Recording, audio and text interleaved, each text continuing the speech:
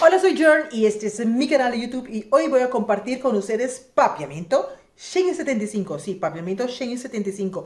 Y hoy les voy a enseñar cómo usar la palabra unda, que quiere decir en español ¿dónde? Unda, ¿dónde? Pero antes me gustaría invitarte a que te suscribas a mi canal, dale like a mi video, compártelo a cada persona, compártelo a cada esquina. También te invito a que me sigas en mis redes sociales, que tengo Facebook, Instagram y TikTok. Unda, ¿dónde? Unda, unda. Por ejemplo, ¿dónde vives? ¿Dónde vives? Unda bota viva. Unda bota viva. Unda bota viva. ¿Dónde estás? ¿Dónde estás? Unda bota. Unda bota. Unda bota. ¿Dónde vas? ¿Dónde vas? Unda bota bai. Unda bota bai. ¿Dónde estabas? ¿Dónde estabas?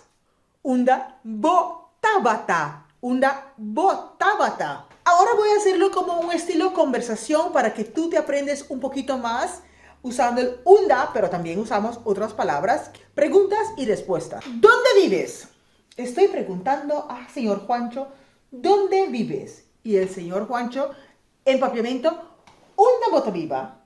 Unda bota viva. Y el señor Juancho me contesta, yo vivo en Curazao. Yo vivo en Curazao. Mita viva na Corsao. Mita viva na Corsao. Mi casa está en calle Patía número 20. Mi casa queda na calle Patía número 20. Calle Patía número 20. Calle Patía número 20. ¿Quieres preguntar al señor Juancho dónde está? ¿Dónde estás? Unda bota. Unda bota. Y el señor Juancho contesta, estoy en la esquina cerca de mi casa.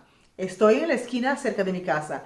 Mitad na esquina banda de mi casa. Mitad na esquina banda de mi casa.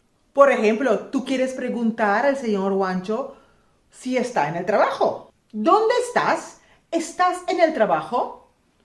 Unda bota, bota na trabou, bota na trabou, bota na trabou. Y el señor Juancho contesta, sí, estoy en el trabajo. Sí, estoy en el trabajo.